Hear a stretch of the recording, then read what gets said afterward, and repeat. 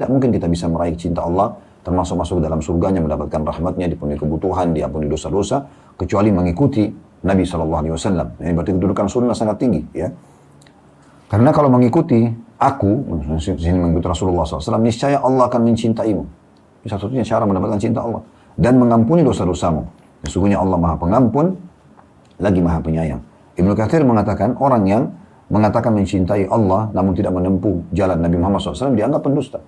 Ya, kenapa dia dianggap pendusta? Karena dia tidak benar. Dia coba mencari jalan mencintai Allah, bukan dengan cara mengikuti Rasulullah SAW. Kalau kita melihat orang itu betul-betul mencintai Allah, kita akan temukan memang semua lini kehidupannya Rasulullah bersabda, Rasulullah pernah mencontohi, atau Rasulullah SAW pernah menyetujui sikap para sahabat sebagaimana tadi sudah disampaikan dalam definisi sunnah.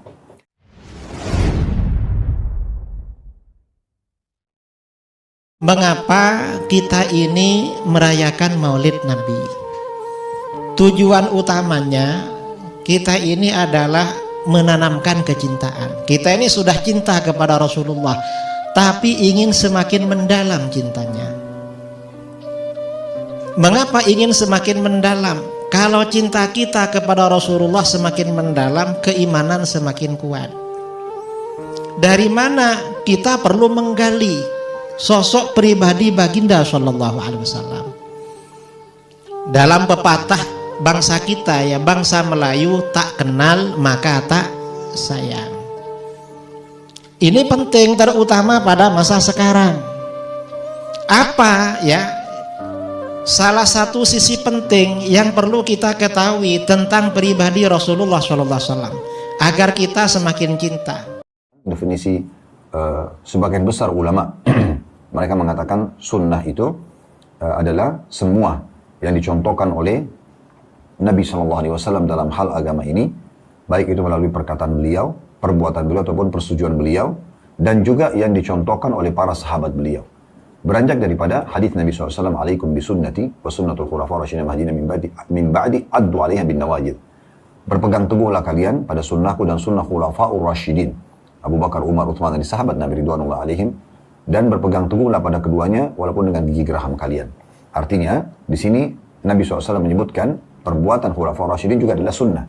Ini definisi yang global yang umumnya dipegangi juga oleh umumnya ulama tentang masalah sunnah. Berbeda dengan hadis. Kalau hadis hanya digunakan untuk istilah yang diucapkan oleh Nabi SAW. Tapi kalau sudah sunnah, berarti yang dicontohkan oleh Nabi dan juga para sahabat Nabi. Karena para sahabat Nabi ridwanullah alaihim semuanya udul, semuanya terpercaya dan adil, dan mereka menyampaikan juga dari Nabi alaihi salatu wassalam.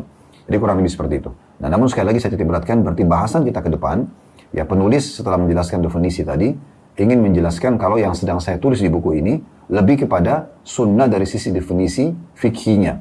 Maksudnya yang dicontohkan Nabi SAW, tapi bukan hal-hal yang wajib. Karena kalau kita ingin membahas semua sunnah Nabi SAW, termasuk dalam masalah akidah, ya, dalam amal-amalan yang wajib, dan juga nanti amalan sunnah, itu akan sangat panjang sekali. Ya.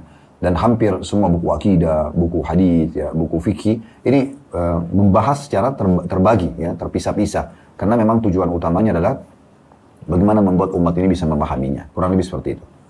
Kemudian di poin B-nya, masalah keutamaan mengikuti sunnah.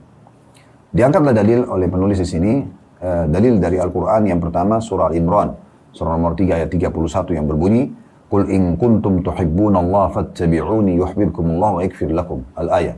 Katakan, hai Muhammad, jika kamu mencintai Allah, ikutilah aku. Niscaya Allah akan mencintaimu dan mengampuni dosa-dosamu. Ibnu Katsir, seorang ahli tafsir, memaknakan atau menafsirkan Al-Imran ayat 31 ini, beliau mengatakan ayat ini menghukumi siapa saja yang mengklaim bahwa dia mencintai Allah Subhanahu wa taala namun tidak menempuh jalan Nabi Muhammad SAW dengan predikat sebagai pendusta, hingga dia mengikuti syariat dan agama beliau dalam setiap perkataan, perbuatan, dan keadaannya. Karena setelah itu Allah berfirman, wa yaghfir lakum dzunubakum wallahu ghafurur rahim.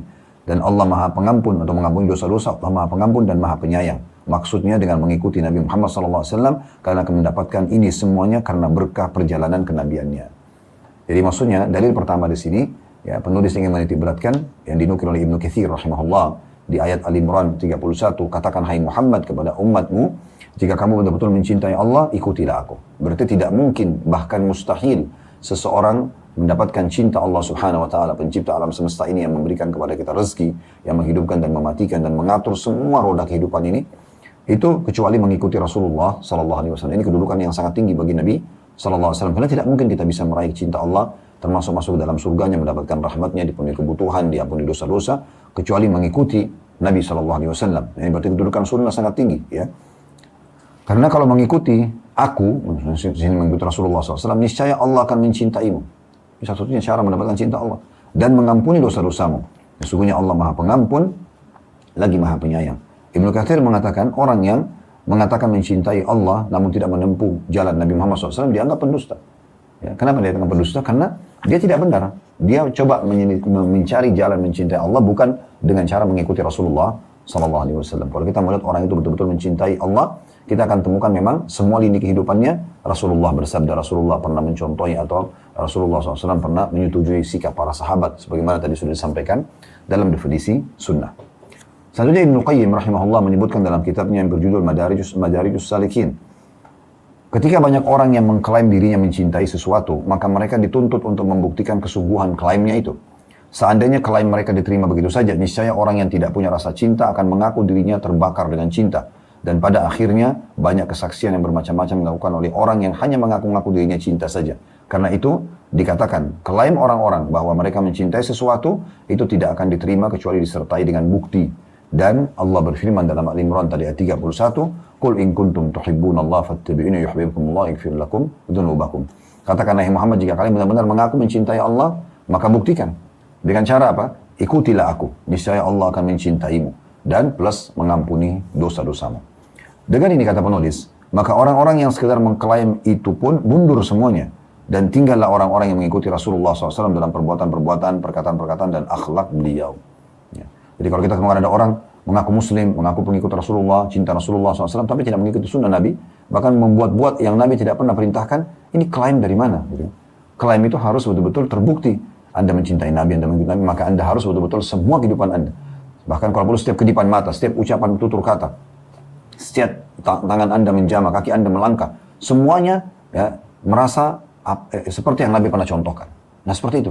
Bukan hanya sekedar ya Anda ucapkan dengan lisan, tapi sebenarnya perbuatan Anda bertolak belakang sekali dengan sunnah-sunnah Nabi alaihi salatu wassalam. Dan Allah memang memerintahkan kita untuk menjadikan Nabi Muhammad SAW sebagai suri tauladan dalam segala hal.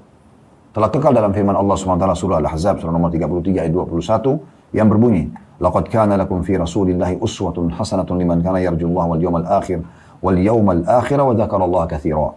Sungguh telah ada pada diri Rasulullah SAW itu suri tauladan yang baik bagimu, bagi orang-orang yang mengharapkan rahmat Allah dan juga keselamatan di hari kiamat dan banyak berzikir kepada Allah.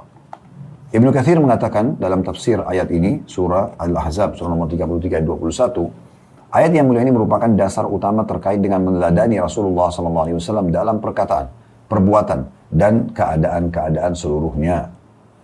Ibnu Sa'di mengatakan, rahimahullah, Abdurrahman Sa'di salah satu ahli tafsir dan ulama di masanya, mengatakan uswatun hasanah dalam ayat ini hanya bisa dilakukan oleh orang yang mengharapkan bertemu dengan Allah Subhanahu wa Ta'ala dan juga selamat di akhirat masuk ke dalam surga, sebab hanya iman, takut kepada Allah Subhanahu wa Ta'ala, mengharapkan pahalanya, takut kepada azabnya yang memotivasinya untuk meneladani Rasulullah sallallahu alaihi wasallam. Kesimpulannya adalah bagaimana dalam ayat ini sebagai dalil pertama tentang kedudukan sunnah itu atau keutamaan begitu sunnah adalah tidak mungkin kita bisa meraih cinta Allah Subhanahu wa Ta'ala kecuali kita dengan mengikuti Rasulullah SAW. Kalau selain itu, maka klaim itu dianggap dusta, gitu ya. Karena dia mengatakan cinta Allah, tapi tidak mengikuti utusannya. Atau dia mengatakan cinta Rasulullah SAW, tapi sebenarnya dia jauh dari Rasulullah SAW.